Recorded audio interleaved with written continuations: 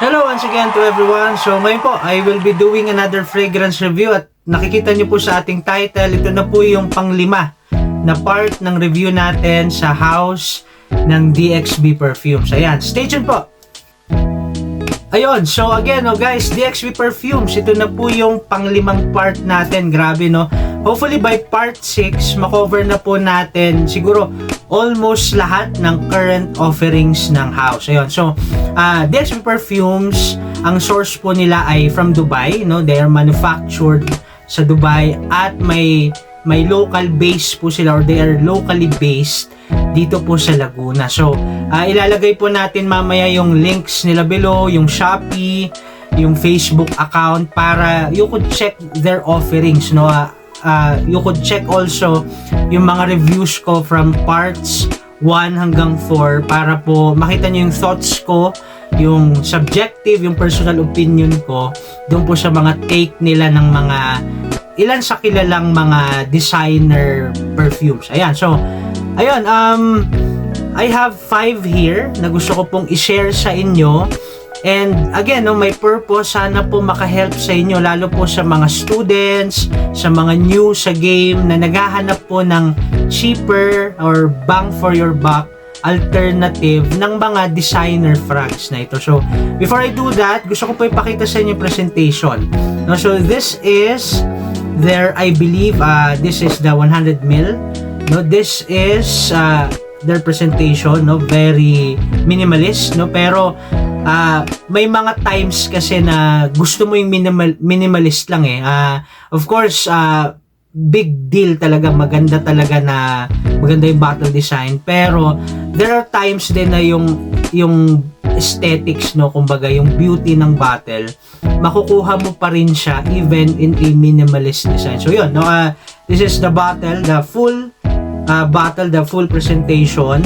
So as you can see here, this is Decoded Fantasy, no, the name of the house, the name of the perfume. So meron po siyang parang sticker sa likod to siguro to make that parang frosted effect sa bottle, no. So yun, no, the name of the perfume, and this is the box, no, yung black and the gold theme, same, the name of the house sa front, tapos yung name ng perfume dito po sa top, no.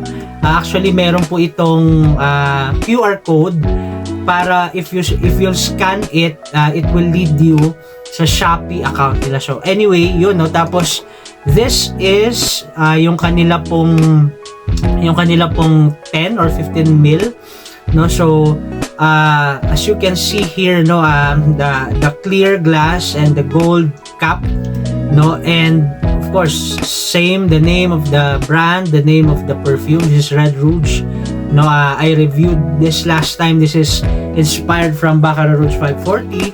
So yun, yung lima, no, yung gusto kong i-share sa inyo. Number 1 is called Ethereal.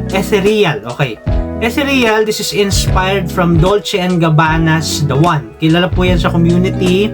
Basically, ang The One, this is ambery and a bit spicy. Of course, yung spicy facets niyan, hindi po siya overbearing, kumbaga, no. This is amber, the amber accord with spices, warm spices, parang ganun. Smoky din konti dahil may tobacco, no. Yung use ng tobacco na yun, wag po kayong matakot. This is not something na sobra like the take of Amouage. Of course, that's designer tobacco and niche take ng tobacco. Hindi po ganun, no. So this is a wearable tobacco, pero no, it does not lose its freshness. Kasi po may freshness yan konti dahil may grapefruit and of course orange blossom, of course citruses, freshness and sweetness, and basically a bit of everything, no, na you'll see here. And if I would describe the one, no, ng Dolce & Gabbana, sophisticated pero subtle, parang ganun, no, sophisticated and subtle, kasi hindi po siya siguro isa to sa nagiging complaints, no, ng mga tao sa The One, na parang it smells good daw pero it is not performing. Kasi po ako, I do not have any problems sa performance. Bakit? Kasi that's Dolce & Gabbana, no? They can make their perfumes perform and siguro be an intimate scent kasi yun din, that's their purpose. So I do not have problems with their purpose kasi nga naman pag sobrang loud din yan, considering this is a tobacco frag, baka naman ayaw natin, no? Denji the One, ang naisip kong similar scent profiles niya, if you have tried Maison Margiela's Jazz Club, no? I have reviewed that before, pagkakatanda ko, mga ganon, no? Mas masculine lang siguro, mas tobacco-ish lang si The One, no, ng Dolce & Gabbana. So, kumusta naman si Ethereal? For me, I think this is their impression of the EDT version. Kasi po may EDP ang Dolce & Gabbana. Of course, yung EDT, no, yan po yung lighter amber color, and the EDP, yan yung mas darker na hue ng brown, no? So, yun, para sa akin, mas take to ng EDT, no? Mas take siya ng EDT because mas may balance yung grapefruit at yung mga warm spices niya, no? Kasi sa EDP mas ano yun mas mas ambery, mas nag-stand out yung tobacco. So for me, ito po yung take ng Ethereal, no? May balance, no?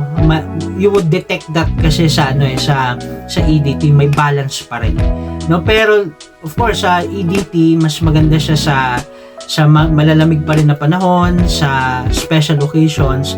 Same is true with Ethereal. So would I say na this is a good take? Of course, this is a good take ng EDT version. Siguro kung may comments ako, no, yung pagkagamit siguro dito, less incense yung ginamit siguro ng DXB, no, doon sa kanilang components. So anyway, that's Ethereal ng DXB perfumes. Number 2 is Mirage LXR, no? So Mirage LXR, this is inspired from Sauvage Elixir ng Dior, no? I have tried reviewing before, of course, the OG, no? If you scan through sa mga past reviews ko, may review ako ng Dior Sauvage Elixir comparing it sa Lattafa Assad, no?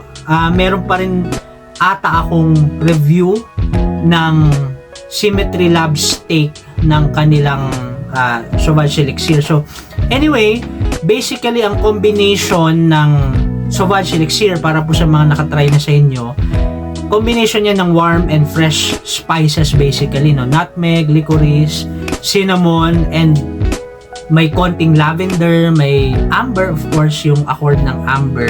So, yun siya basically, no? If I were to describe it, para siyang expensive soap na ginarnish mo ng licorice, ng cinnamon, no, ng nutmeg. Ganun yung smell niya.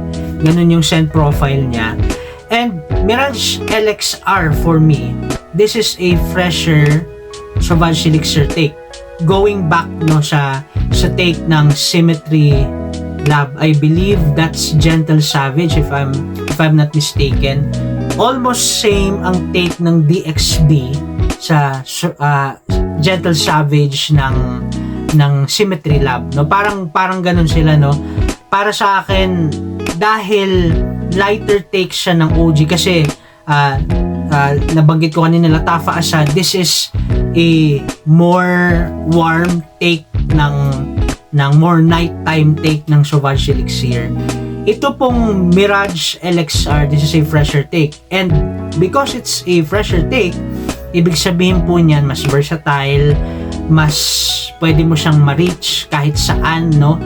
Daily driver siya, dumb breath siya. So that's a good thing about the perfume being a lighter take of Sauvage Elixir, no?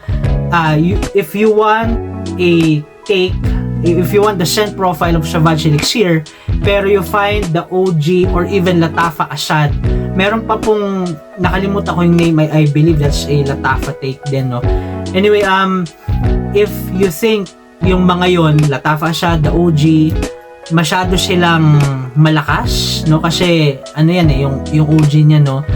May facet siya na for me personally mas maganda siya sa malamig, no? So anyway, if you want a lighter take ng you enjoy Sauvage Elixir pero paano kaya hindi ko siya magamit sa fresh na sa occasions na halimbawa sa office ka or sa school or parang daily driver mo, siguro this would be it, no? Itong Mirage LXR, no?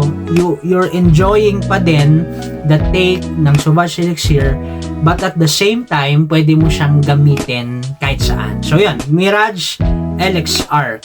Tapos third one is called Le Méridien. Okay, so Le Méridien or Le Méridien. So this is inspired from Giorgio Armani's Profumo. So Profumo, na-hype din to sa community pero sadly it has been discontinued, no, ng Giorgio Armani. Ito pong Profumo, this is aquatic pero may incense siya, may twist siya ng incense at mas amp up yung florals. Of course, siguro most of us here have tried the OG, the Acqua di Gio EDT. Marami po yung mga naging reiterations, marami siyang naging inspired perfumes, no? Even Perry Ellis 360, no, the red bottle. Lahat po yan ay, of course, yung scent profile ng EDT ng Acqua di Gio. Of course, that's aquatic. No, that's really good for para siyang salty, para siyang vibes ng ocean sa hapon, parang ganun, ano, yung Acqua di Gio EDT. Pero ito pong Profumo, you take that Acqua di Gio EDT DNA and you add incense, you add more florals, parang ganun. Kasi siguro ang take ng Acqua di Gio EDT na napansin kong mas may florals, I remember parang early last year na try ko yung Perry Ellis Red 360. So, napansin ko parang mas may floral siya and citruses, of course. Ito pong Profumo, ganun siya, no? Ganun yung kanyang take, lalagyan mo ng incense.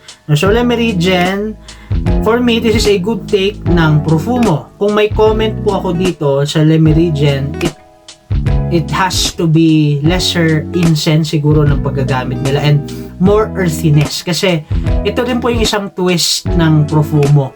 May patchouli yan sa base, no? Patchouli, no, para siyang earthy chocolate like if it is used, no, as a star note, no. Pero the point is may earthiness siya, no, ng patchouli. And dito po siguro sa Le Méridien, ang napansin ko, no, it has less smokiness or from the smokiness from the incense and more earthiness. So, ayun, no, but still a really good daily driver. Pwede mo siyang gamitin kahit anong occasion, sa malamig, sa mainit, okay lang, walang problema. So, yan, Le Méridien DXB take. Tapos, yung pang-apat po is their take of Terre d'Hermès. Of course, from the house of Hermès. Terre d'Hermès, citrusy, woody, earthy, fresh, spicy. Of course, siguro if I would name one fresh frag that I like, no, it would have to be TDH or Terre d'Hermès. Isa po yan sa gusto ko. Of course, yung perfumer din kasi ng Terre d'Hermès, si Jean-Claude Elena. This is one of his masterpiece. Of course, Jean-Claude Elena, one of the perfumers ng Hermès. May perfumes din siya na nakilala sa niche, no? Niche classics like Heaven Can Wait ng Frederic Malle or Dia Woman ng Amouage. Meron din po siyang mga ginawang perfume sa L'Artisan Parfumer, no? So, napaka ganda ng creation na to, no? Siguro kung may comment lang ako sa Terre d'Hermès, no, for someone like me, no, na gusto yung darker scent, siguro gusto ko lang siya na mas earthy. Kaya kahit gusto ko si Terre d'Hermès, I would take vulgaris terre essence pa rin. Kasi it's like Terre d'Hermes pero mas daring, mas earthy, no? Parang ganun, no? So anyway, that's just my personal preference, no? So, kumusta naman yung take ng DXB? I think this is really good. No, yung take nila ng TDH, everything that you can detect sa OG, madidetect mo rin dito sa Terre d'Hermes take nila, no? Of course, the star note of TDH is vetiver, no? Vetiver, imagine yung smell ng dry grass, no, na binunot mo, no? Binunot mo and you can still smell yung soil na nandun sa roots niya on a warm and even arid na day. So parang ganon. No, ganun yung vetiver, ganun yung take niya. Of course, depende yan sa mga kasamang notes. Pero there's a star note of TDH and I think no, yung take ng DXB, nakuha nila lahat yun. Kasi sa pagkadami-dami ng take ng TDH, ang unang mga hanapin, no, kung kamusta ba yung kanilang use ng vetiver. No, dito para sa akin personally, pumasa naman, no. So, yun, TDH, this is a good Gambridge perfume din, no, pwede mong gamitin kahit kailan, kahit saan. So, yan, Terre d'Hermes, take ng DXB. At yung panghuli, panglima po, this is called Horizon and this is inspired from Lacoste's Essential. Okay, Lacoste Essential, no, this is citrusy, fresh, spicy, green with hints of florals and bright fruitiness. Okay, one of the frags siguro to that you would smell usually sa mga inspired perfumes, no? Ginagamit po nila ito halimbawa sa pen shop or sa bench, no? Madalas mo tong maamoy yung scent profile na to, no? Kasi this is really good, no? Pwedeng-pwede kasi siya sa panahon natin sa Pilipinas, lalo sa Manila, no? Ito yung mga isa sa frags that you would siguro initially, no, lalo po sa even mga non-frag heads, no, isa to sa mga magugustuhan nila kaagad, no. Pero ang maganda po kasi sa Lacoste Essential, no, para sa akin meron siyang twist ng sweet and sour, no, yung sweet and sour freshness, no. Pero of course, basically this is fresh. May ganun siyang take na wala sa ibang freshies ng Lacoste like Lacoste Match Point or Lacoste White or Lacoste Blanc. No, ito pong Lacoste Essential, may ganun po siyang sipa, may ganun siyang character. Kamusta naman po yung Horizon? A good take pa din, no? Same transitions and overall feels, definitely a Gambridge kind of frag, no? So, ayun guys, itong lima lang, no? Again, we will be placing their links below. At kung naghahanap po kayo ng perfumes, no, or house inspired perfumes, a local inspired perfumes na bang for your buck, the quality is there, the scent profile is there, no, this is one of those that I would recommend, DXB perfumes. So yun lang guys, if you find this interesting, if you find this helpful, please do consider liking, sharing, and subscribing. Maraming salamat po. Ingat po kayo.